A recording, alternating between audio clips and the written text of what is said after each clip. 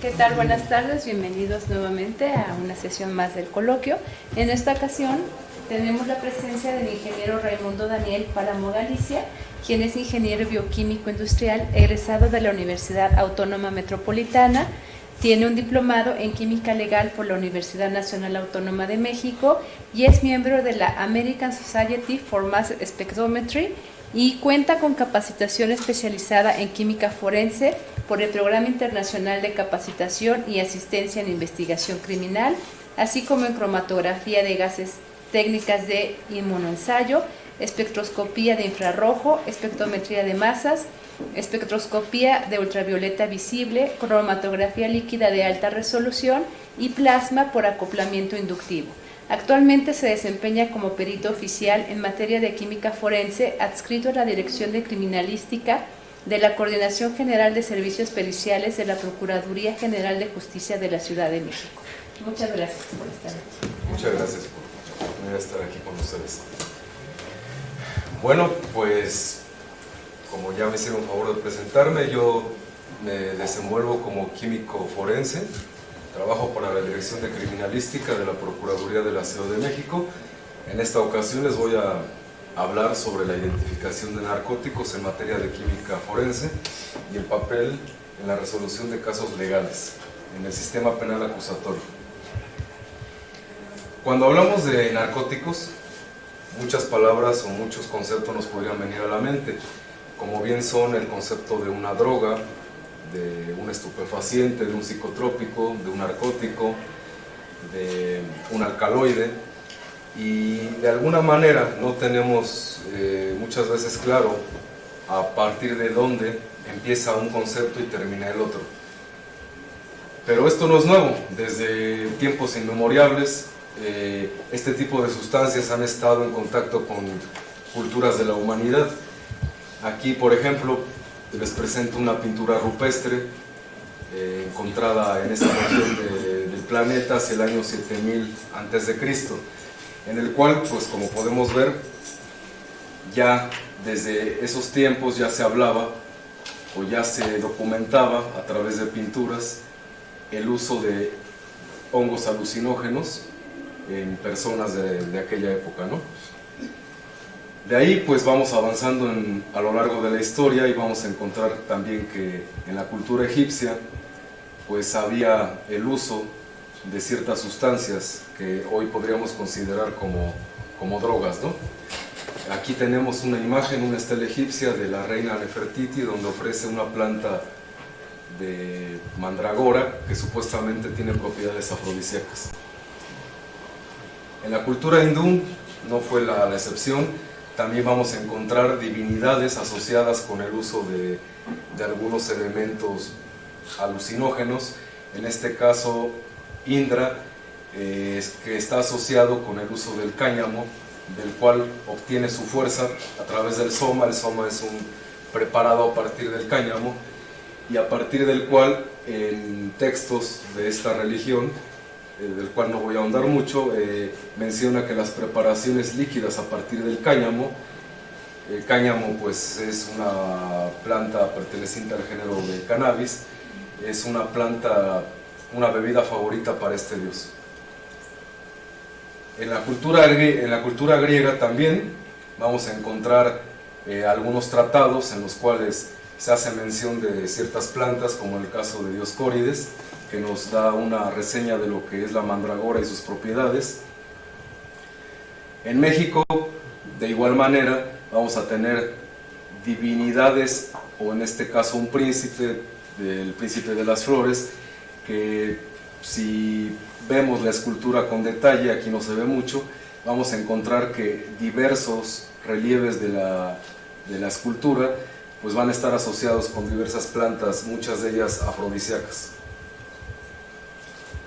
Aquí tenemos otra figura prehispánica, mexicana, donde, bueno, aquí hacen un culto, ¿no?, a lo que es un hongo alucinógeno. Los huicholes, también conocidos por hacer rituales con el peyote. Aquí tenemos ya en la cultura andina una figura que representa un jaguar estrictamente relacionado con plantas psicoactivas de la región. Vamos avanzando en la historia y vamos a llegar previo a la época del Renacimiento, donde vamos a encontrar una representación de lo que es Eva y el árbol, pero en este caso el árbol, que representa el conocimiento, pues está estrictamente asociado con una planta de Amanita muscaria, ¿no? Un hongo alucinógeno.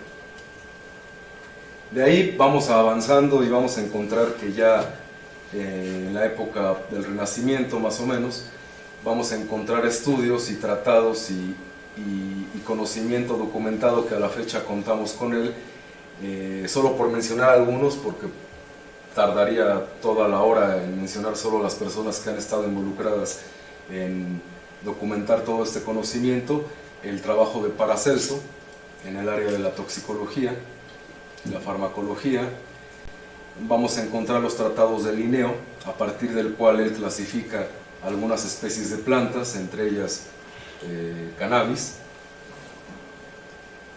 A partir de la clasificación de Linneo, él denomina, él es el primero en denominar la especie de cannabis, en este caso la cannabis sativa.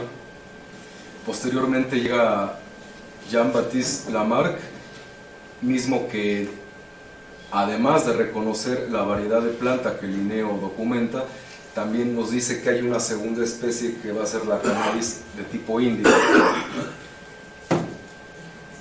Tenemos el trabajo de Orfila, que es conocido como el padre de la toxicología forense, a partir del cual ya para esta época se sabe que cualquier sustancia de tipo química, especialmente aquellas que son producidas a partir de variedades de plantas, tienen tanto un efecto terapéutico como un efecto tóxico, en cuyo caso lo único que va a depender de ello es la dosis bajo la cual se aplique la sustancia en la persona.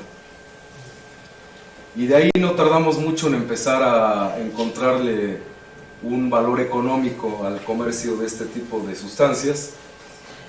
Ya en épocas que se remontan a 200 años atrás, ya encontramos preparados a partir de opio, por ejemplo, que se comercializaban libremente por todo el mundo. Empresas importantes, como en el caso de Bayer, que todos la conocemos y que hoy en día existe, pues también, ¿no?, nos vendía lo que es una presentación farmacéutica a partir del cual se administraba heroína, ¿no?, a la gente, y era de venta libre totalmente. De ahí pues no se hicieron llegar, no tardaron en llegar más compuestos vendidos por la competencia. Aquí tenemos un jarabe con heroína, por ejemplo, tabletas con heroína, ¿no?, donde aquí dice que es clorhidrato de heroína, incluso ahí te ponen la dosis que trae cada tableta. Una de las propagandas de la época, ¿no?, donde el jarabe Bayer con heroína pues te promete que va a desaparecer la tos, ¿no? Aquí dice un niño, mi catarro ha desaparecido, y seguramente no fue el único que perdió, ¿no?, al tomar el jarabe, ¿no? Seguramente aparte del catarro también tuvo alguna otra pérdida de otro tipo, ¿no? Cocaína, también comercializada de venta libre para poder atacar algún problema de dolor. La cocaína, al tener un grupo caína en su grupo funcional, fue utilizado muchos años en la ciencia médica como un anestésico. La famosa Coca-Cola, que no es un mito, sí es cierto, sí tenía cocaína en sus inicios, sí era cierto, la misma Coca-Cola lo promocionaba. Acá tenemos vamos a decir, un elemento de la competencia, ¿no?, la coca de Incas, donde aquí una dama le pregunta a la otra, ¿qué haces para mantenerte así de bella? A lo cual ella responde, diario tomo coca de Incas, ¿no?, una preparación de la época. Entonces ya de aquí nos están, desde el punto de vista de la mercadotecnia, nos están condicionando que, bueno, pues si quieres ser bella, joven, mantener la salud o simplemente tener un buen efecto en tu vida, pues tienes que consumir algunas sustancias que hoy día podríamos considerar ilegales, ¿no? ¿Cómo de qué año es esa foto? La de Coca-Cola de principios de 1900 y la otra más o menos también. No tengo el dato exacto, lo podría checar, pero más o menos, aproximadamente. No tardaron en llegar también extractos canábicos, ¿no? Aquí en el primero tenemos un preparado a partir de cannabis sativa, hecho por los laboratorios Lilly, toda la fecha existe, y aquí en la segunda imagen tenemos un preparado a partir de cannabis indica, ¿no? De entrada ya las dos variedades de plantas descubiertas por Linneo y Lamarck. Y curioso porque hoy en día con los temas de la despenalización y el uso terapéutico de la marihuana, pues como que estamos volviendo a esto, ¿no? Y si ahorita han tenido la oportunidad de ver, aunque sea en internet, el tipo de productos que ya se comercializan fuera de México, porque en México sigue siendo ilegal, pues vamos a encontrar esto y muchísima más variedad de productos, ¿no?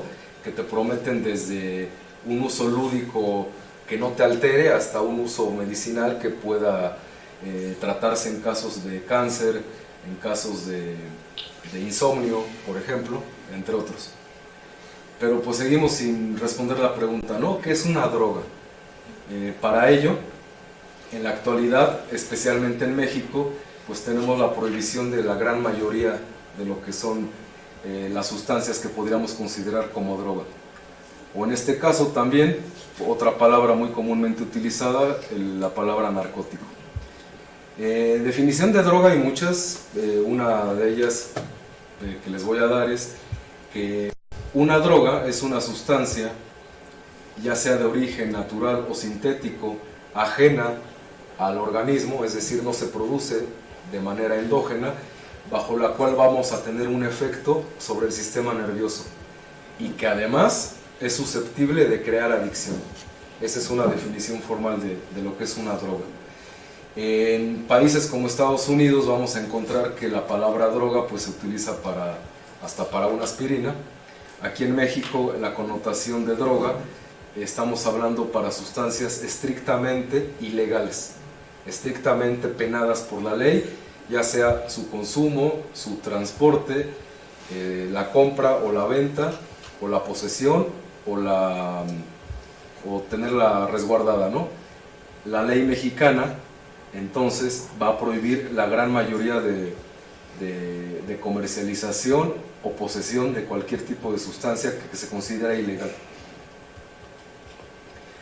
De acuerdo a la Organización Mundial de la Salud, hay muchas clasificaciones de drogas. A mí me gusta esta porque habla desde el punto de vista farmacológico, en el cual las vamos a catalogar en estimulantes del sistema nervioso, depresoras y perturbadoras. Pero, independientemente de lo que la Organización Mundial de la Salud o cualquier otra organización internacional o país nos pudiera indicar a partir de cómo clasificar una droga, nosotros nos debemos a la Ley General de Salud. Es decir, pues qué padre, ¿no?, que en Suiza lo manejen de otra manera, ¿no?, o en Estados Unidos, o en Perú, o en Colombia, pero nosotros nos debemos forzosamente a la ley mexicana. Es decir, desde el punto de vista cultural, va a ser interesante ver otros puntos de vista que ocurren en otros países, pero para efectos de la ley mexicana, nos tenemos que basar directamente en la ley. Y la ley no puede someterse a interpretaciones, la ley se tiene que cumplir tácitamente tal como está escrita. Entonces la ley mexicana va a clasificar este tipo de sustancias en estupefacientes y psicotrópicos. Hablando desde el punto de vista farmacológico, bueno, una sustancia estimulante del sistema nervioso, lo que va a hacer, entre otras cosas, pues va a crear un estadio de excitación a nivel del sistema nervioso central, para lo cual algunas sustancias clasificadas dentro de este sistema van a ser la cocaína, la anfetamina y sus derivados, entre otras. Depresoras, que normalmente se asocia con la palabra narcóticos, vamos a encontrar desde algo tan comercial como lo es el alcohol, como lo es un depresor del sistema nervioso que nos podría provocar somnolencia, por ejemplo, como lo es un barbitúrico, lo es una benzodiazepina o lo es un derivado de la heroína, un opiáceo. Y alucinógenas o perturbadoras, bueno, vamos a encontrar lo que es las sustancias alcaloides del ergot, que son primordialmente, hablando de lo que hay en México, pues el peyote, el LSD y algunas variedades de marihuana y hashish. Cuando hablamos de drogas ilegales desde el punto de vista que yo trabajo, que es el punto de vista forense, o sea, de acuerdo a lo que marca la ley, esta es una información oficial del año 2016 en la cual se nos indica que a partir de la última década el consumo únicamente de estas sustancias aumentó significativamente entre la población. Y esto únicamente es una encuesta que se le hace a la gente. Es decir, si bajo una encuesta que la gente puede decir o no decir la verdad, estamos viendo una tasa incrementada de consumo, pues imaginemos lo que no está en una estadística, ¿no? Estamos hablando de una tasa de consumo alarmante hoy en día, ¿no? En la población en general. Hablando de la clasificación de acuerdo a la ley mexicana, la primera clasificación, que son los estupefacientes, la vamos a encontrar en el artículo 234 de la Ley General de Salud. Nada más para que vean la gran variedad de sustancias que están catalogadas dentro de este artículo, las puse, la mayoría están estas,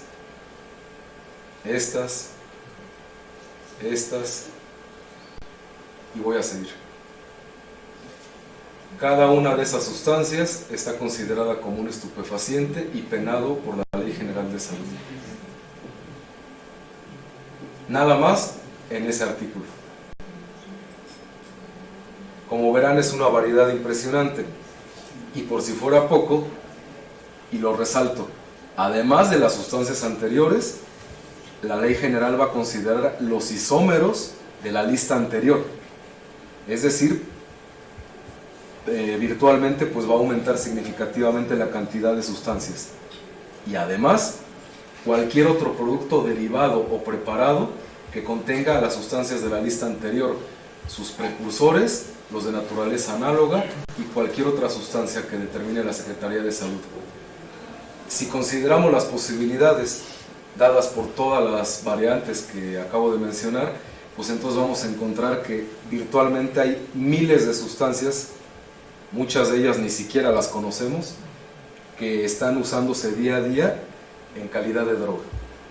Entonces, cuando me preguntan, bueno, ¿y qué es lo que más encuentras?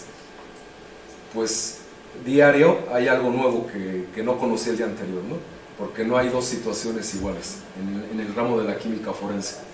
De ahí que a lo mejor chocamos un poco, ¿no?, con otro tipo de ciencias, aunque también son químicas, en las cuales a veces es un poco fácil hablar de metodologías validadas, de certificaciones, de metodologías que involucren estándares certificados, puesto que, bueno, dada la gran variedad de sustancias que yo tengo que encontrar, pues entonces estandarizar un solo método para poder encontrar un estupefaciente, pues estaría un poco complicado, ¿no? No es fácil. No es como que si nada más me dedico a hacer aspirinas y pues nada más tengo un método normalizado, estandarizado y validado para verificar si mis aspirinas cumplen una norma o no, ¿no? Aquí vamos más allá, porque además las sustancias, obviamente, pues son enmascaradas, escondidas, químicamente hablando, y aquí cuando te llega una sustancia a tus manos, la pregunta es, ¿tendrá droga? Si la tiene, ¿cuál es? ¿Y dónde la busco? O sea, son muchas variables las que tienes que que estar buscando día con día a la hora de analizar cualquier material incautado por las autoridades. Y lógicamente una persona detenida, lógicamente además de no tener el conocimiento mínimo necesario para poder aportar información, obviamente pues no te va a compartir su fórmula, ¿no? No puedes llegar con él y decirle, caballero, ¿me podría proporcionar la trazabilidad de sus estándares de referencia para poder hacer su formulación? Pues lógicamente eso no es posible, ¿no? En mi mundo. Viene otro artículo que es el artículo 245, que trata de los psicotrópicos. Ni siquiera los voy a listar porque es otra lista igual de extensa.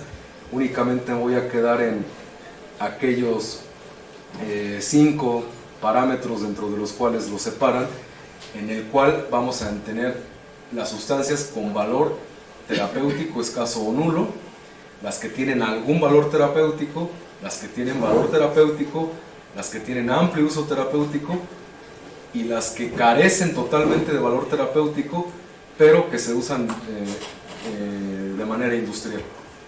Y también es otra variedad de sustancias muy extensa. El trabajo que se hace día con día en la Procuraduría de la Ciudad de México involucra que tengamos una gran cantidad de intervenciones. Tan solo en el año 2018 hubieron 5.971 denuncias relacionadas con delitos contra la salud, de las cuales se derivaron únicamente para identificación de narcóticos 24.000 intervenciones por parte del área de química en un año. Si dividen, más o menos estamos hablando de 2.000 intervenciones por mes. Esto es que tenemos una carga de trabajo muy abundante, y bajo el esquema del nuevo sistema de justicia penal, en el cual se tiene que rendir un dictamen dentro de la primera etapa del sistema, que se llama la etapa de investigación, no tenemos más de 72 horas para rendir un dictamen.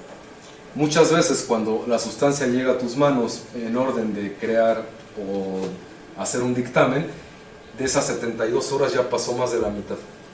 Y es de ahí que muchas veces es cotidiano que te llega una sustancia y a los 5 minutos ya están hablando si ya tienes el dictamen. O a veces ya están hablando para pedir el dictamen y la sustancia todavía no llega porque el policía se pasó a comer una torta. Entonces ya te están cuestionando sobre si es, no es y qué es. Y el peso, ¿no? Porque de acuerdo al sistema de justicia se va a establecer una pena de acuerdo al tipo de sustancia y al peso de la misma que te fue incautado. Y si tú no respondes en tiempo y forma dentro de esas 72 horas, tú como perito en materia de química estás sujeto a una sanción de tipo administrativa o penal. Es decir, si en ese tiempo yo no rindo un dictamen en tiempo y forma y además resulta adecuado, yo puedo ir a un reclusorio, nada más por el hecho de no haber rendido en tiempo y forma un dato de prueba para la etapa de investigación. Y todavía con eso tengo la carga ética o moral de tener que rendir un dictamen que sea científicamente válido, defendible, con valor probatorio, porque está de por medio la vida de una persona. O sea, no me lo puedo tomar a la ligera, no es como decir, bueno, pues ya mándalo que sí es, porque está de por medio la libertad de una persona y por ende, pues su familia, ¿no? La repercusión que pueda tener directa o indirectamente una familia. Por ello, lo delicado de la labor que hacemos día con día en la Procuraduría. Como ya podrán visualizar, con toda la carga de trabajo, la gran variedad de sustancias que tengo que identificar y la situación que me impide poder tardarme mucho tiempo en hacer una determinación, lo que nosotros forzosamente requerimos es técnicas confiables, rápidas y de bajo costo. Y por si fuera poco, acorde, esto es muy importante, a la ley mexicana. A mí no me interesa la ley de Estados Unidos, a mí no me interesa la ley de Colombia, a mí no me interesa lo que dicen otros países, a mí me interesa lo que dice la ley mexicana. Entonces lo tengo que encuadrar en la ley de salud para la cual yo trabajo. Y además, por si fuera poco, por el principio de igualdad del nuevo sistema de justicia, la prueba de preferencia tiene que ser no destructiva, para darle oportunidad a la contraparte de poder hacer un análisis. Ya no estamos en los tiempos en los que la palabra del perito era la ley. En el sistema anterior, un perito podía decir, porque yo lo dije, y nadie se atrevía a cuestionarlo. En este nuevo sistema, permite la posibilidad de que alguien del otro lado cuestione lo que yo estoy haciendo. Y eso a mí se me hace, es una de las razones por las que yo estoy aquí. Porque aunque es muy padre, ¿no?, el decir, yo soy el perito, pero lo que haces lo tienes que defender. Y es totalmente válido que, por ejemplo, ustedes que también están en el área de ciencias, en algún momento estén del otro lado asesorando a una víctima, asesorando a un detenido y cuestionando lo que yo estoy haciendo. Es totalmente válido y también pues es una invitación, ¿no?, a cada uno de ustedes, ¿no?, que a veces decimos, pues es que es el gobierno. Pues no es el gobierno, somos nosotros, ¿no?, que también lo permitimos, ¿no? Si ustedes o sus alumnos o no sé, tienen la capacidad de poder entender lo que nosotros hacemos y poder debatirlo, pues sería muy rescatable, ¿no?, que el día de mañana yo los vea del otro lado, y sería muy pedagógico el poder verlos y que pues, pudieran cuestionar lo que yo estoy haciendo. Porque recuerden, no porque sea un perito necesariamente tenemos la razón, ¿no? Hay otras organizaciones a nivel mundial, solo por mencionar dos, voy a mencionar la Organización de Naciones Unidas a través de su Oficina de Drogas y Criminalidad, bajo la cual en Suiza se hacen publicaciones que tienen que ver con la identificación de psicotrópicos y estupefacientes. Son manuales demasiado bien hechos, demasiado bien explicados y diseñados por gente que realmente sabe lo que hace, y que son sugerencias para analistas que están en el ramo forense para poder implementar técnicas. Los manuales son muy claros y no están sujetos a interpretaciones subjetivas, están tan perfectamente claros y además están traducidos a todos los idiomas posibles, habidos y por haber, que los manuales dicen específicamente cómo tendríamos en un mundo ideal el tener que analizar e identificar cierto tipo de sustancia. Si yo tomo uno de estos manuales y solo leo aquello que creo o aquello que me parece bien, o de la metodología completa únicamente trunco una parte y desarrollo esa parte, pues entonces realmente no estoy siguiendo el manual como tal, ¿no?, sino estoy tomando extractos de lo que yo creo, a mi leal saber y entender, que pudiera funcionar, y eso científicamente no es válido.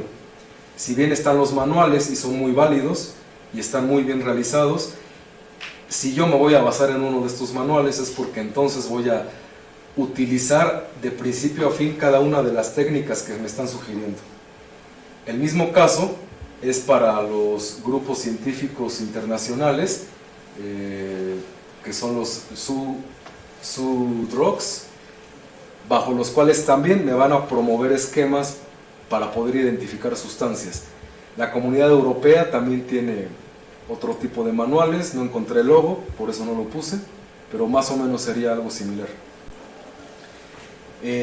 Bajo el esquema de los grupos de trabajo internacionales, vamos a tener tres categorías de identificación para una sustancia.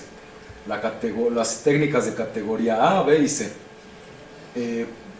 Lógicamente, las técnicas de categoría C son las que menos valor tienen. Las de categoría B son las que tienen un valor medio y las que por excelencia deben de utilizarse en un laboratorio forense es al menos una de estas.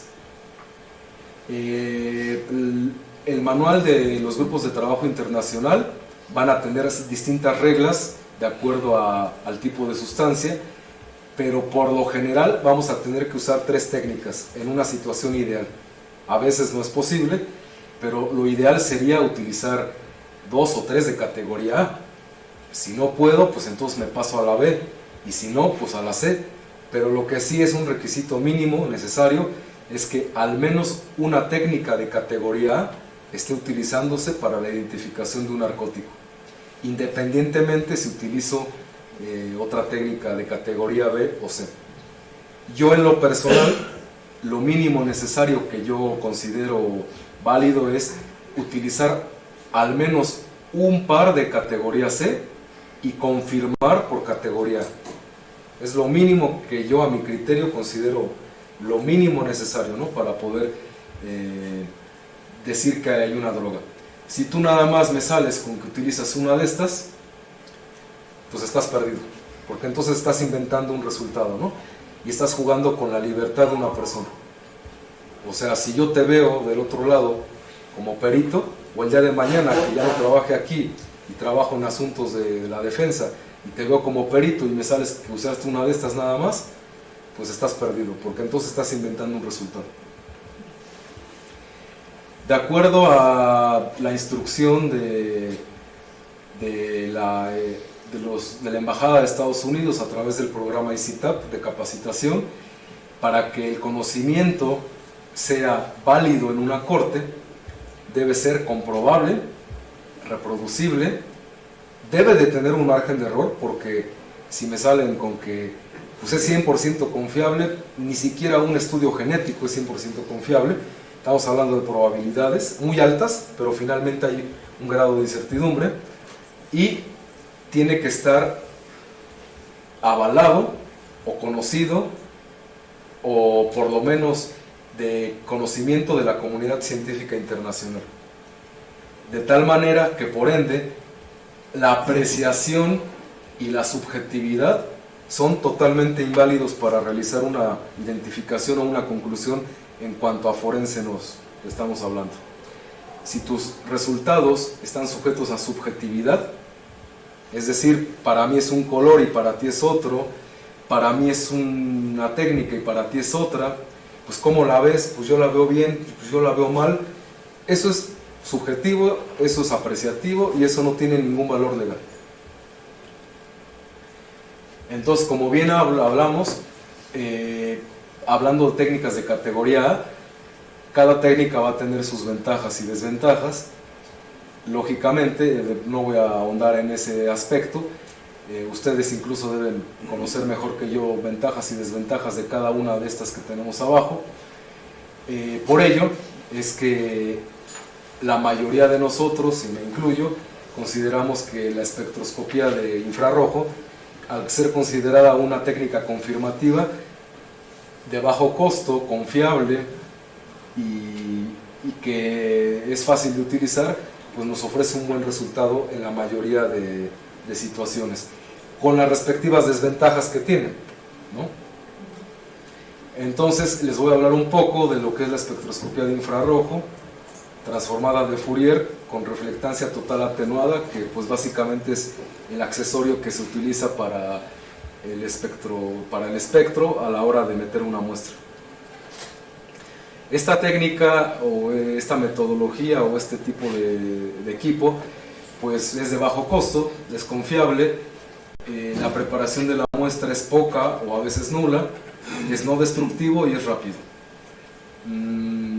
Supongo yo que están perfectamente familiarizados con este tipo de técnica. Para el que no, nada más lo menciono brevemente.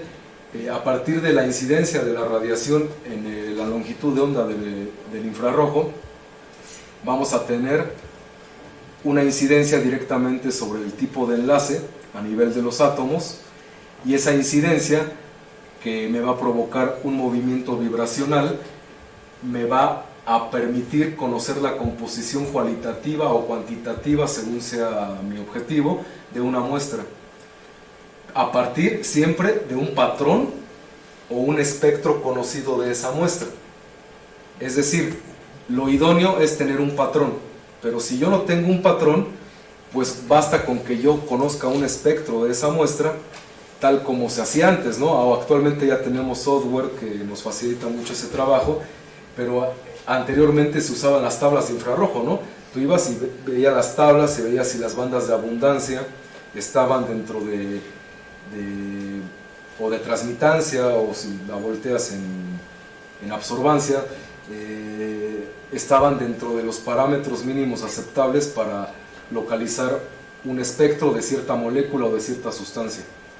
A partir de estos patrones, pues vamos a tener lo que denominan picos de absorción, y de acuerdo a la frecuencia de las vibraciones, de acuerdo al grupo funcional de esa molécula, vamos a tener un patrón sinusoidal a partir del cual se puede hacer una transformada de Fourier que nos va a permitir tener de una manera en la cual va a ser directamente proporcional a la abundancia del grupo funcional que estoy buscando, un tipo de gráfico denominado espectro de infrarrojo, donde no hay dos compuestos diferentes que produzcan el mismo espectro. Y esto incluso es para un isómero, es para un enantiómero, se aplica también de esta manera. Hay gente que dice que no es posible diferenciar isómeros por infrarrojo. Es totalmente diferenciable. Obviamente las diferencias a partir del espectro van a ser mínimas, pero sí las hay. Y al final, pues después de una transformación de Fourier, a partir de lo que es la frecuencia de las señales que me da de acuerdo a los grupos funcionales, pues vamos a obtener un gráfico de este tipo, en el cual, con el conocimiento adecuado y reforzando poco a poco, porque uno nunca deja de aprender de este tipo de cosas, vamos a tener que, de acuerdo a la localización de cada banda de absorbancia, vamos a tener el grupo funcional bajo el cual la molécula puede tener esos grupos funcionales, ¿no? Y de acuerdo a la abundancia vamos a tener entonces mayor o menor presencia de ese tipo de enlace en particular, o ese grupo funcional, o ya traducido, cierta molécula. Viendo eso, y ya con el tiempo analizando espectros, a veces se me figura, ¿no?, como si estuviéramos viendo la Matrix, así como que a veces, ¿no?, así me siento, que estoy como viendo la Matrix, tratando de diferenciar un espectro de otro. Y es de ahí que, para poder identificar un espectro, independientemente si tengo un patrón de referencia o no, vamos a tener que hablar de lo que es el match. ¿Qué es el match? Bueno, pues no estoy hablando de este tipo de match, que se da en otro tipo de situaciones. Al hablar de match en espectroscopía de infrarrojo, estamos hablando de algo así: el asociar un espectro matemáticamente con lo que vendría siendo otro espectro, ya sea un patrón conocido o una sustancia obtenida de una biblioteca. Actualmente las bibliotecas se venden, pues son bastante comerciales, bastante confiables. Lo único que básicamente se van a diferenciar es el tipo de metodología bajo el cual se llevó ese espectro, si es por pastilla de bromuro de potasio, si es por ATR, o si es por alguna otra técnica de infrarrojo. Y entonces aquí la pregunta del millón: ¿cuánto sería suficiente o mínimo suficiente para poder establecer un match? ¿No? Si entre personas, pues a veces ¿no?, dicen los opuestos se atraen, y hay gente muy similar y se lleva mal, pues aquí vamos a decir que, yo por eso hago esa analogía, aquí vamos a tener que suponer a partir de cuánto es un valor mínimo necesario en porcentaje para poder suponer que un match es bueno para poder hacer una identificación. Pues vamos a partir como de un 65%, ¿no?, lo mínimamente necesario, bajo lo cual podríamos suponer que hay una identificación positiva de algún compuesto. Aquí tenemos una muestra problema, llegó al laboratorio alguna vez, pues aquí tengo un espectro, ¿no?, ya directamente de la sustancia sobre el diamante de ATR. Tengo ese espectro, vamos a buscar en la biblioteca, obteniendo un match mayor a 65%. y vamos a tener que la biblioteca la mejor correlación me lo va a relacionar con esta sustancia. Entonces, bueno, lógicamente pues no va a ser exactamente igual, porque también recordemos, el tipo de sustancias incautadas por las autoridades que llegan a nuestras manos, pues no son puras, ¿no? O sea, siempre va a haber agentes de corte, va a haber enmascarantes, va a haber adulterantes, colorantes, potenciadores, inhibidores. Entonces es muy difícil suponer o pretender que yo un match, ya sea de biblioteca o contra un patrón o un estándar referenciado, vaya yo a obtener un match muy diferente a lo que estoy viendo ahorita en pantalla. En este caso la biblioteca, bueno, me lo relaciona con dipirona, ¿no? Pues ¿qué es la dipirona? Bueno, pues básicamente es un analgésico, ¿no? No es ilegal, se vende, se comercializa libremente, pero ¿qué creen? Me llegó de esta manera, ¿no? ¿Desde cuándo un analgésico de uso comercial y que no está penado por la ley, pues me va a llegar en un envoltorio que tiene metralletas, ¿no? Entonces ya desde ahí, ¿no? Podemos presuponer que entonces ahí como que la biblioteca, no es que se equivoque, el que se equivocaría en tal caso soy yo al mandar un resultado con ese nivel de identificación tan bajo. Haciendo otro tipo de pruebas presuntivas de las cuales les voy a hablar un poco al final, de ahí la decisión de contrastarlo contra un estándar de referencia de cocaína. Tengo ahí mi estándar de referencia de cocaína, además le voy a añadir un estándar de referencia de metanfetamina, los voy a unir, ambos, o sea el de cocaína y el de metanfetamina, vamos a ver cómo se empalman, y ahí lo tengo empalmado. Y ahora vamos a contrastarlo con el espectro original de la sustancia problema, que es la roja. Y ahí está, vamos a tener que en realidad lo que parecía ser dipirona no era otra cosa más que una combinación de cocaína con metanfetamina. O sea, un estupefaciente potenciando un psicotrópico o viceversa, como lo quieran ver. Lógicamente me van a aparecer otro tipo de bandas que no están presentes, pero bueno, eso ya son agentes de corte, ¿no? Basura que le meten a las sustancias para que se hagan más abundantes y generar más ventas. Al final no era dipirona lo que obtenía, o lo que estaba identificando, sino era una combinación de éster metílico de benzoilhexigonina, cocaína y clorhidrato de metanfetamina. Era lo que estaba realmente en mis manos y no un analgésico. Vamos a aumentar el match porque 65% a lo mejor me van a decir, pues es muy poco, ¿no? También tú te vas muy abajo. 80%, ¿no? Bastante confiable. Otro espectro, otra sustancia, vamos a ver qué es. Se genera un espectro de infrarrojo. La biblioteca en un match de un 80% me lo compara con esta sustancia. Benzoato de bencilo. De igual manera una sustancia que no podríamos considerar que es ilegal. Pero ¿qué creen? De igual manera, por pruebas presuntivas de categoría C, considero que no es benzoato de bencilo, sino que podría ser otra cosa. Y en este caso en particular, que fue un caso de homicidio, lo encontraron la sustancia en la bolsa de la persona en un hotel y eran trazas de una sustancia literalmente embarradas en un pedazo de lo que parecía ser plástico. Vamos a meter un testigo de lo que pareciera ser el plástico y ahí tenemos lo que es la bolsa, un espectro de un polímero. Ese es el polímero. Ok, ese es el polímero, cocaína. De igual manera voy a juntar los dos espectros, es decir, el de la bolsa y el de la cocaína, para generar este otro, y ahora lo voy a contrastar con el espectro original. Ahí está. En realidad no era benzoato de bencilo, sino era una combinación del espectro de la bolsa, del plástico, con la cocaína.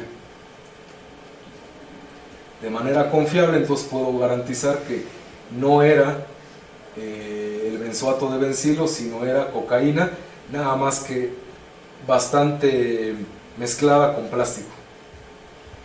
Vamos a aumentar el match aún más, vamos a un 95%, que ya para este rango ni siquiera un estándar de referencia con otro estándar de referencia de otra marca te va a dar un match tan alto, ¿no? Difícilmente, porque aquí nunca va a haber o difícilmente un match en el orden del 100, ¿no? Una muestra, la metemos, nos da este espectro, lo comparamos, ahí está, un match del 95% de correlación. Lógicamente las abundancias van a variar, pero ahí tengo perfectamente diferenciadas todas y cada una de las bandas de absorción, y me dice que es cafeína. Bueno, pues la persona estaba tomando café, que salga libre, ¿no? Al fin que no es penado el tomar café. ¿Pero qué creen? Eran tabletitas de colores, ¿no? Dirían algunos, tabletitas de pura cafeína. Bueno, pues nada que ver, ¿no? De cuando acá la cafeína pues nos la venden en tabletitas así bonitas, ¿no? Que hasta parecen coleccionables, ¿no? En el caso de la metanfetamina, bueno, en este caso del éxtasis, o el MDMA, como lo conocen algunos libros, lo que vamos a tener es que del 95 al 98% vamos a tener excipientes, potenciadores y colorantes. Y solo en el orden de un 2 a un 5% vamos a tener lo que es realmente la metanfetamina. Es decir, si yo me voy con la finta de únicamente meter al espectro la tableta sin hacer una extracción previa, pues entonces voy a mandar un resultado que no tiene confiabilidad. El excipiente pues es bastante variable, puede ser lactosa, almidón. El potenciador normalmente es cafeína, y el colorante, bueno, te mete mucho ruido a la hora de hacer una identificación, ¿no? Al final pues era en realidad metanfetamina, pero para esto hay que hacer una extracción previa. Una extracción que, conociendo la naturaleza y teniendo conocimiento del análisis funcional orgánico de cada una de las drogas, ya eres capaz de diseñar o basarte en alguna bibliografía para poder hacer una extracción que sea adecuada para poder encontrar la droga. Vamos a hablar de un tema un poco particular, que sería el cannabis, muy polémico hoy en día. La primera clasificación de cannabis la hace Carlos Linneo, a partir del cual él dice que la monoespecificidad de la planta únicamente es la monoespecificidad de la planta. Él la refiere como cannabis sativa, que viene de la definición de cannabis cultivada, y esta definición se aplica en primera instancia para todo el tipo de cannabis que hay en el mundo. Pero posteriormente llega Jean-Baptiste Lamarck y dice, ¿sabes qué? Encontré otra variedad diferente a la sativa, y él le denomina índica. A partir de aquí y hasta el día de hoy hay una polémica al respecto, puesto que no se ponen de acuerdo en ninguna parte del mundo sobre si únicamente hay una especie de cannabis, si hay dos o si hay más. Hay bibliografías que me van a referir que hay 13, 20 especies, y hay bibliografías que solo me refieren que hay una, que es la de Linneo. En cualquiera de ambos casos, recordemos que pues yo me guío o me baso en la realidad mexicana. Para mí no es importante el debate si hay una especie o dos o 1000.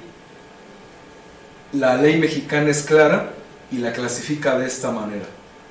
errónea o no erróneamente la clasifica como que hay una que se llama sativa, una que se llama índica, una que es americana y marihuana. Entonces, con independencia si la ley mexicana es correcta o no científicamente hablando, la ley mexicana me dice que hay más de una, en cuyo caso, si vamos a poner una analogía, si de un día para otro vamos a suponer que estuviera estrictamente prohibido que tú tuvieras un perro pastor alemán y un perro bulldog y un perro salchicha, estrictamente prohibido esos tres, pues te compras un chihuahua, ¿no? O dices que tu perro es chihuahua, aunque quizás sea salchicha, ¿no? Es una forma infalible, ¿no? Tan simple de poder debatir un punto que la ley mexicana nos pone. Por ende, si la identificación de este estupefaciente radica en suponer que únicamente encontraste una variedad, pues es totalmente debatible, ¿no? Porque recordemos que desde el punto de vista químico no es posible hacer una diferenciación entre especies. Eso le tocará al ramo de la botánica, al ramo de la taxonomía, incluso al ramo de la genética. Hoy en día ya hay tantas variedades de marihuana, tanta hibridación, mejoras genéticas, etcétera, que ya sería hoy en día imposible solo hablar de un tipo de marihuana, ¿no? Ya estamos hablando de muchos, en cuyo caso, si desde el punto de vista químico no es posible llegar a una especiación, y mucho menos a una subespeciación, que es a donde la ley mexicana nos guía.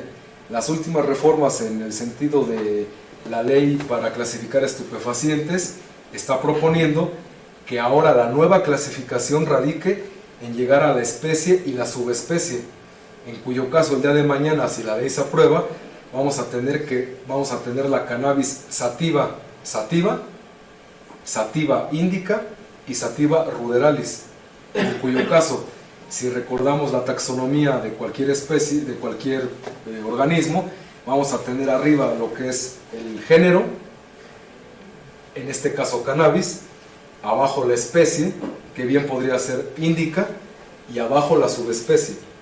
Entonces, la ley mexicana el día de mañana va a pretender que yo como analista, con el uso de cualquier técnica de las anteriores, yo llegue a la conclusión de que si es una especie con una respectiva subespecie, en cuyo caso, desde mi punto de vista, pues no es posible, ¿no? Químicamente hablando. Si yo fuera botánico, si yo fuera genetista, quizás sería otra cosa, pero desde el punto de vista químico eso no es posible.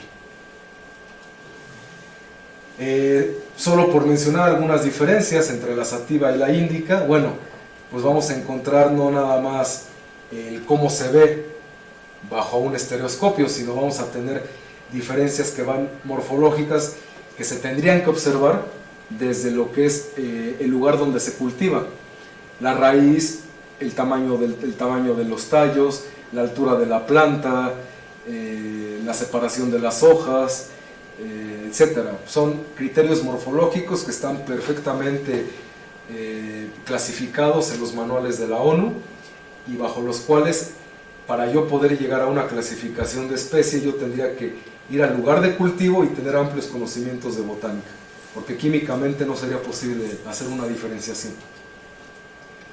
Y lógicamente, como se podrán imaginar, como todo lo que está prohibido es ilegal, el tipo de muestras que me llegan para análisis pues no son así. Lo que normalmente nos llega pues es esto. O sea, digan ahí cuál especie pueden ver ahí, ¿no? O digo, si alguno de ustedes es capaz, enséñenme cómo llegar a esa conclusión, ¿no?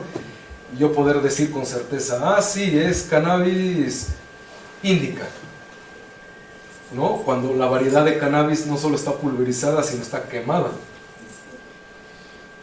¿no? Bueno, semicombusta. Pues ¿cuál especie, no? O sea, simplemente no es posible, ni siquiera para un botánico, ¿no? En este caso, otro ejemplo, con fluidos biológicos, sangre, o sea, sangre, pedazos de placenta, imagínense dónde estaba la bolsa.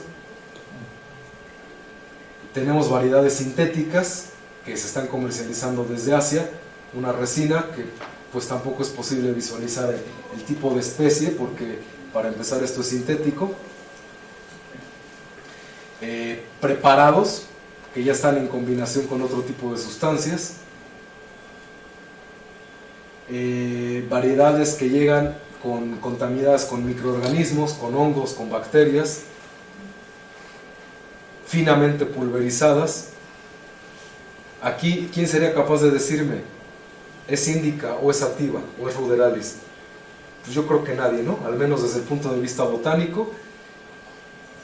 Y es de ahí que la propuesta que hemos venido haciendo algunos peritos es la identificación a partir del principio activo, en el cual, independientemente si está quemada, pulverizada, contaminada o ya preparada o en combinación con otros agentes, se puede extraer el principio psicoactivo que única y exclusivamente vamos a encontrar en el género cannabis y en ninguna otra variedad del planeta, en cuyo caso, a partir de la identificación del principio activo por espectroscopía de infrarrojo, sería posible llegar a la determinación de qué es cannabis. Y no se requeriría ninguna otra técnica de tipo de categoría C o B para poder llegar a esa conclusión. Aquí tenemos una comparativa de distintas variedades, luego llegan con unos nombres bastante locos, que la Acapulco Kush, que la California Vanilla Ice, variedad de nombres, ¿no? Muy comerciales, pero bueno, independientemente de la variedad, del color o de lo que en apariencia pudiera ser una mejor calidad que a otra, vamos a tener que todas en común tienen la presencia del principio psicoactivo, del delta 9 tetrahidrocannabinol. En este caso en particular no etiqueté, no puse nombres, pero aquí fue curioso porque llegaron vitroleros incautados y tenían precio, de tal manera que dije, bueno, esta es la cara, esta es la barata, etc. Bueno, la abundancia de la presencia del principio psicoactivo fue menor, no fue la primera, fue como la segunda, fue menor en la que era bien carísima que en una de las que eran bien baratas, en cuyo caso pues también deberían ir a la Profeco, ¿no? para poder mandar a su dealer, porque en tal caso, si hubieran ido previamente conmigo, yo les hubiera asesorado de que, ¿sabes qué? Compra la más barata, porque esa es la que te va a poner más, ¿no? Lo mismo es el caso para, por ejemplo, el LSD, el lisergida, en cuyo caso, si bien no tengo una planta a partir del cual extraerlo, pero sí tengo un soporte físico, a partir del cual tengo que hacer una extracción, llevarla al espectro infrarrojo y obtener una identificación positiva, ¿no? Algunas presentaciones de lo que es la metanfetamina. Aquí está, la quieren camuflajear con distintos colores.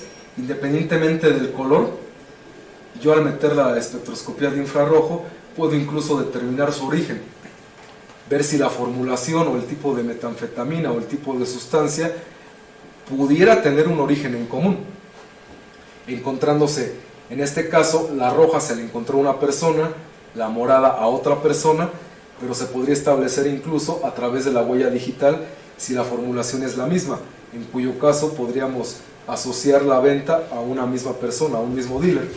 Aquí tenemos la metanfetamina en mezcla con cocaína. Aquí tenemos la metanfetamina, el cristal más menos puro. Presentaciones de éxtasis, de todas variedades, colores y sabores. Y ahora, ya para casi finalizar, les voy a mostrar algunas de las pruebas presuntivas que tenemos. Son pruebas de aeropuerto, son pruebas colorimétricas, son pruebas de categoría C, que para el trabajo de campo, en el cual obviamente no te puedes llevar un equipo o no puedes tener manejo instrumental, pues son bastante prácticas, ¿no? Para poder tener un resultado previo, presuntivo, aclaro, porque luego hay gente que piensa que con esta ya puede tener un resultado confirmatorio, en el cual a partir de un cambio de coloración vamos a tener una identificación más o menos positiva, presuntivamente hablando, de lo que pudiera ser una droga de abuso. En este caso, la prueba de Duquesnoy-Levine para cannabis, ¿no? Observa un cambio de coloración para llegar a la identificación. Otra variante que es la ortodianicidina o las sales de Fast Blue, donde también tengo otro cambio de coloración para identificar cannabis. El ensayo de orientación para cocaína, denominado la prueba de Scott, con tiocianato de cobalto. Algunas otras pruebas, aquí en este caso fentanilo, para heroína y codeína, para metanfetamina, para dimetiltriptamina, para otros derivados opiáceos, la prueba de Elric para el LSD, y reactivos que son multifuncionales, para los cuales a la hora de aplicarlos, dependiendo del tipo de coloración, pues se supone nos va a dar la presencia de más o menos grupos funcionales presentes en una droga, pero que en mi opinión no son del todo confiables, ¿no? Por de ahí su carácter presuntivo. La prueba de Marquis, también ampliamente utilizada, ¿no? Que bueno, pues más o menos podría ser funcional en campo. Porque por ejemplo, digo, no sé ustedes, yo no sería capaz de diferenciar este color de este, ¿no? O sea, por ejemplo, metanfetamina de heroína, es de ahí que retomo de que no puedes hacer pruebas que estén sujetas a subjetividades, ¿no? O a fallas de interpretación por parte del analista. Ya para terminar, bueno, pues conclusiones. A través de las técnicas de espectroscopía de infrarrojo, porque nada más hablé de esas, utilizamos otras, pues hemos sido capaces de identificar de manera confiable la presencia de estupefacientes, psicotrópicos, mezclas de ambos, así como agentes de corte, potenciadores, agentes enmascarantes, excipientes y principios psicoactivos en los materiales incautados por las autoridades de la Ciudad de México. Y ya para finalizar, no es lo único que hacemos, no nada más nos dedicamos a identificar droga, también tenemos otros retos que involucran más allá de las 24,000 intervenciones al año, o sea, teníamos que sumar estas también, en las cuales analizamos lo que es los residuos de disparo de arma de fuego, tanto en prendas como en manos de personas, en superficies. Y bueno, ya no tengo la otra, no se fue. Bueno, también en el área de toxicología tenemos lo que es la interpretación toxicológica antemortem y postmortem, porque una cosa es las sustancias a nivel de calle, el polvo, la pastilla, la hierba, y otra muy diferente ya hablar del metabolismo, ¿no? A nivel del ser humano, donde de acuerdo a la distinta ruta metabólica que siga cada una de esas sustancias, vamos a tener una ventana de oportunidad de detección en la orina, en la sangre, en el cabello, en el sudor o en alguna otra matriz biológica, y lo cual es muy importante, especialmente en casos de homicidio, para establecer si una persona a la hora del hecho, a la hora de la muerte, a la hora del accidente, estaba o no bajo el influjo de alguna sustancia. Y bueno, por último, la Procuraduría, además de química, cuenta con otras 40 áreas periciales, bajo cada una de las cuales hay gente experta que se desarrolla en ellas, gente muy dedicada y que también hay gente que le interesa lo que hacemos. Solo por mencionar algunas: retrato hablado, patología, genética, entomología, arquitectura, balística, documentoscopía, medicina, veterinaria, mecánica, criminalística, fotografía, video, entre otras. Esta es la Procuraduría. Y bueno, finalmente pues agradecerles la oportunidad de estar aquí, especialmente a Francisco por haberme invitado, haber gestionado el que yo estuviera aquí el día de hoy, y pues invitarlos, ¿no?, a que, ¿por qué no?, colaborar el día de mañana en algún tipo de investigación o poder hacer algo en pro del sistema de justicia, ¿no? Yo creo, o quizás díganme si estoy mal, yo a veces soy de la idea que pues no necesariamente me tienen que pagar, ¿no?, para hacer algo que me gusta, ¿no?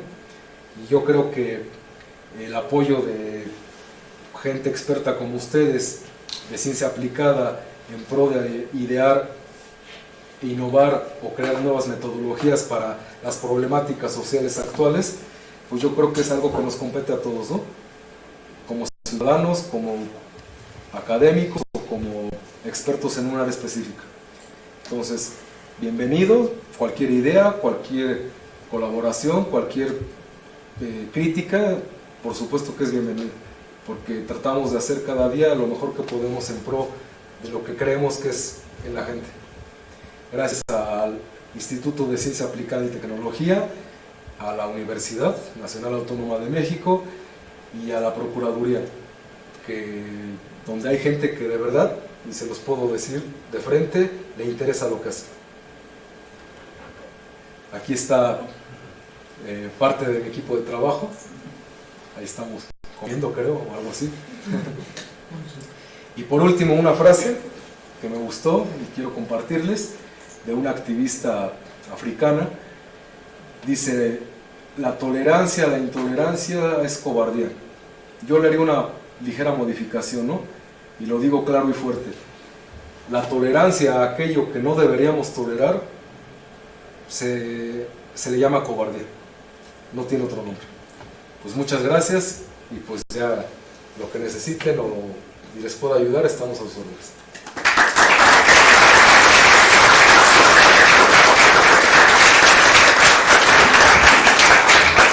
Muchas gracias al ingeniero. Preguntas, adelante.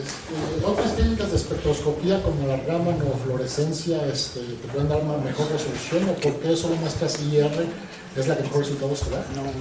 Bueno, Llegué tarde, sí. hay varias maneras de responder esa pregunta. Te voy a decir la más simple,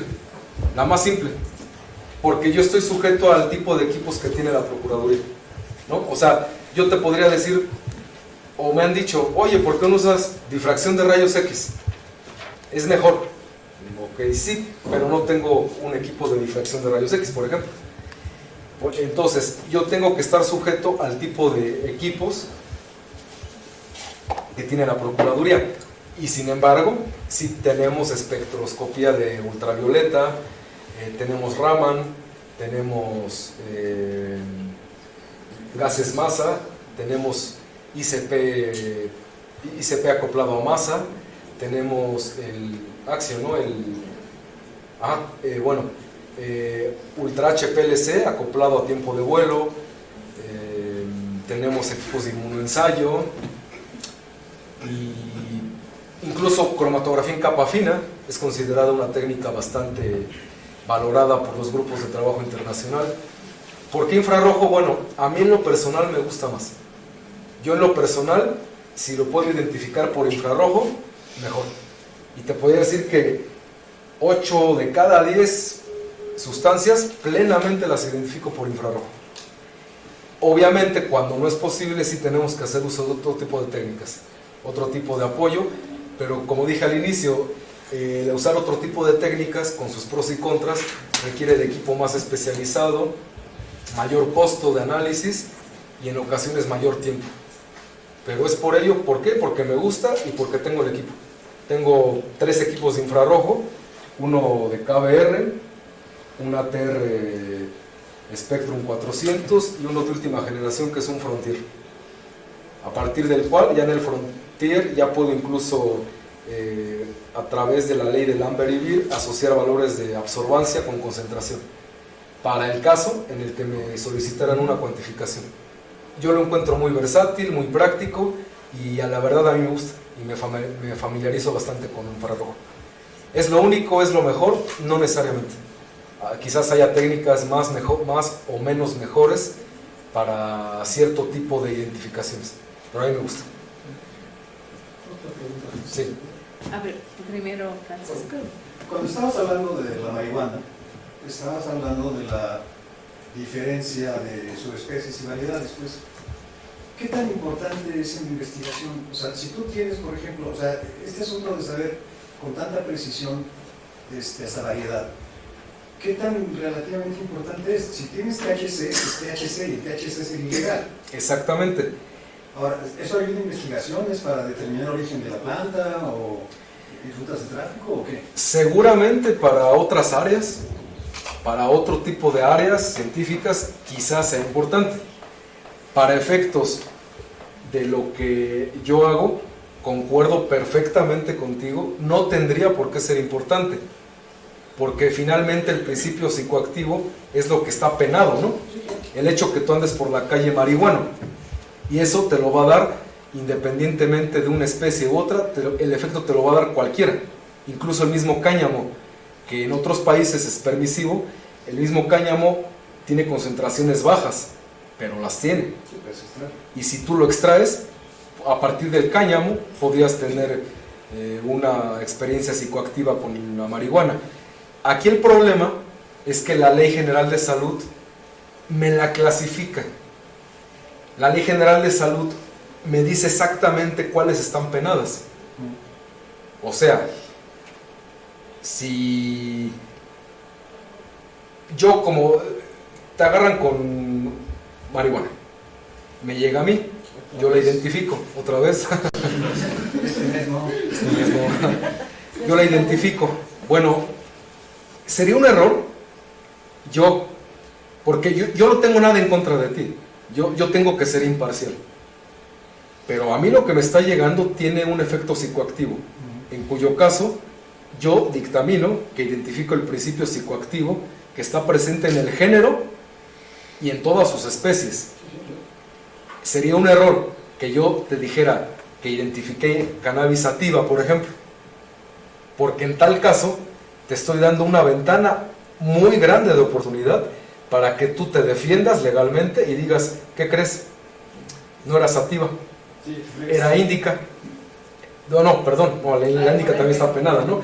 Otra especie, la que se te ocurra que no esté mencionada en la ley, en cuyo caso yo considero que estoy dando daría una ventana de oportunidad muy grande para que el sistema de justicia legal tenga una inconsistencia técnica y por ende, por falla técnica, ahora sí mía, una persona pueda salir. Y aclaro, yo no tengo nada en contra de ti, porque tampoco quiero que se vea como que yo a fuerza quiero que estés adentro, ¿no? Más bien lo vería mal o se vería mal de mi parte que yo te invente que tienes una variedad de cannabis que ni siquiera es o que ni siquiera existe, ¿no? Y que desde el punto de vista químico no es posible diferenciar, porque yo soy químico forense, yo no soy botánico forense, yo no soy genetista forense, yo no soy taxónomo forense, yo soy químico forense. Entonces mis técnicas tienen que ser químicas. Sí, nada más. Siguiendo un poco la pregunta. Por los derivados, por ejemplo, ¿no? Los preparados estos de cristal que salen con solventes. ¿Has visto estos? ¿No? Que pusiste un ejemplo. Que es cannabinol sacado con algún solvente. Ahí ya no te importa la especie, o sea, nada más te importa si es reactivo o no. A mí, yo hablo a título personal, a mí solo me interesa identificar el principio psicoactivo, y en cuyo caso concluyo que identifiqué el género, cannabis, y yo lo clasifico como marihuana en general. Ya a mí en lo personal no es de mi competencia decir si es de una especie u otra, y menos el día de mañana que se apruebe esta ley que nos va a querer de alguna manera obligar a decir especie y subespecie. O sea, ya nos estamos metiendo en el campo ya de la genética para poder dar una conclusión. Ahora sí. Sí. Bueno, ha habido otras pláticas, por ejemplo, de chefs o de vinos, donde tienen catadores. Me ha impresionado que hay catadores que detectan pues, mejor que cualquier espectroscopio del que sea, ¿no? Una parte una milésima de parte por millón. Claro. El sentido gustativo es más del pero dicen que Son los que se llaman los nariz, ¿no? Sí, que son contratados y ganan millones por dar su veredicto sobre vinos, quesos o cualquier otra cosa, ¿no? En esta cosa pues sé que es atrevido que haya un catador, ¿no? Porque dices que en el campo pues es difícil detectarlo. Claro. Pero no bueno, hay alguno que sí trabajaría. Pero no suena tan descabellado también tener gente entrenada. Vamos, una pizquita, si puede detectar tan poco producto, no le va a hacer nada, ¿no? No se ha dado este tipo de situaciones en otras partes del mundo. No, porque las pruebas organolépticas, pues no. Para que el conocimiento sea válido, tiene que estar libre de subjetividades y apreciaciones. Porque a lo mejor, digo, yo nunca he probado una cosa de esas, pero a lo mejor si yo supiera, a lo mejor para mí sí trae, y a lo mejor para ella no trae. No, pero estas gente son profesionales, ¿no? Son profesionales. O sea, son sí, drogadictos. Un panel entrenado. No es que las pruebas organolépticas sí son subjetivas, pero hay un panel entrenado. Y hay estadística de por medio. Bueno, tiene que ser el conocimiento comprobable y repetible. Sí, no, pero es un medio de dictamen legal. No puedo pasar mi dictamen, imagínense así como ahorita estoy aquí adelante, pasar ante un tribunal frente a un juez y a ver, explíqueme su técnica. Bueno, pues yo pruebo los polvos y determino, porque yo soy experto, que sí es. La figura legal frente al juez, en primera desestima mi dictamen. Y eso es lo mínimo que me va a pasar. Yo creo que ese día no llego a mi casa. O sea, es lo mínimo que me va a pasar. No, como una medida alterna, complementaria. Hay pruebas, hay pruebas presuntivas a la mano que podemos tener en la bolsa, o sea, las que les mostré, y con eso es más que suficiente para tener un resultado. Sí, bueno, tal vez es un poco ingenua mi pregunta, pero... No hay preguntas. ¿Se hace investigación en México de esto? Porque yo me imagino que ustedes, con la cantidad de trabajo que tienen, pues en ningún momento tienen tal vez un momento de investigar, como de cómo preparar una muestra mejor, o no sé, me pregunto, seguramente hay mucho campo porque pues desafortunadamente creo que somos productores, entonces ¿se hace en la PGJ? ¿Se hace en alguna institución? ¿Se hace investigación en México? Es una pregunta excelente. Te voy a poner así: yo tengo la droga, tú tienes el conocimiento. De ahí que lamentablemente, porque también hay que ver ambos lados de la moneda, las instituciones educativas o de investigación, como es el caso de la misma universidad, tendrían prohibido, ¿no?, el hecho de tener algún estupefaciente y estarlo estudiando, ¿no?, porque se prestaría a acopio. Yo tenía un profesor muy experto en la materia de hongos en la metropolitana, y yo le preguntaba: oiga, ¿y usted no sabe de las variedades de hongos precisamente alucinógenos? Y me decía: sí sé, pero no te puedo decir, porque si aquí me cachan con una publicación que yo haya hecho sobre un hongo alucinógeno, o viene la PGR y me cacha un hongo, o investigan y en algún momento publiqué que yo tuve un hongo en la mano, cierran la escuela. Entonces ahí es donde, no sé, sería como un tema muy delicado, ¿no? Como hablar de religión, ¿no? ¿Sería bueno o no sería bueno? No lo sé, porque también imagínate que tú tuvieras estudiantes investigando y que les pusieras ahí toda la droga, ¿no? O sea, no sé qué tan viable sería eso. Lo que sí sé, lo que te puedo decir es que a nivel de procuradurías, la investigación que se hace es mínima. Y es de una de las cosas que yo estoy tratando de cambiar. Muchas veces estamos como condicionados a que las técnicas nos lleguen de Estados Unidos o de otro lugar, ¿no? Ir a algún curso y que nos digan cómo hacer una técnica, cuando yo digo, bueno, pero podríamos diseñarlas aquí. En el caso del fentanilo, cuando fue la plática de la DEA, ¿no?, la química fue a la plática, vino la DEA, les explicó el problema del fentanilo, que es 200 veces más fuerte que la heroína y que una dosis de 2 miligramos te mata. O sea, virtualmente es muy mortal. Y una dosis en el mercado negro te vale $5. ¿Quién no tiene $5? Hasta un niño los tiene, ¿no? Entonces imagínate, barato, muy potenciada y además mortal. Entonces los de Estados Unidos les comentaban el problema que hay con el fentanilo, el tipo de muertes que hay allá, y venían a pedir ayuda. O sea, no venían a decirnos cómo identificarlo, venían a decir, ay, pues si ustedes se encuentran de alguna manera, pues ahí nos dicen, ¿no? Entonces imagínate ya que incluso un país del primer mundo, que seguramente tiene presupuesto y técnicas muy avanzadas, se tenga la humildad, ¿no? Porque yo creo que fue un buen detalle tener la humildad de decir, ¿sabes qué? No puedo, ayúdame. De igual manera, pues no podemos, ayúdenos. O colaboremos, ¿no? Esa es la finalidad, ¿no? Yo puedo generar reconocimiento por mi cuenta, por supuesto que lo puedo hacer y lo he hecho, pero pues se vería más potenciado si lo hago con gente que es académica o que se dedica a la investigación. Hay investigación en las procuradurías, poca. Debería haber más, sí. La carga de trabajo nos absorbe, sí, pero habemos quienes estamos dispuestos a trabajar nuestra jornada y además a invertirle en hacer una investigación. Y no por eso me van a pagar más, ¿no? Y ni por eso me van a dar una medalla, ni me van a dar un reconocimiento, ni nada. Cuando fue el coloquio de espectroscopía, pedí vacaciones. O sea, no fue que, ay, ya vete, no, deja aquí descubierto y vete. Pedí vacaciones. Entonces, la diferencia es la que cada uno de nosotros quiera poner, ¿no?, sobre la mesa.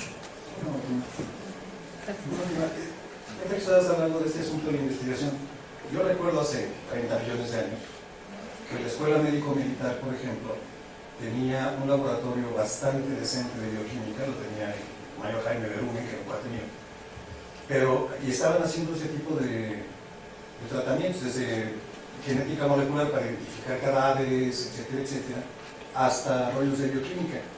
Y yo me acuerdo que tenían broncas con ustedes, con la PGR, que tenían una bronca porque una vez en un arresto en una balacera que se armó en el norte, parece que eran judiciales contra militares y pensaron todos que eran narcos contra narcos.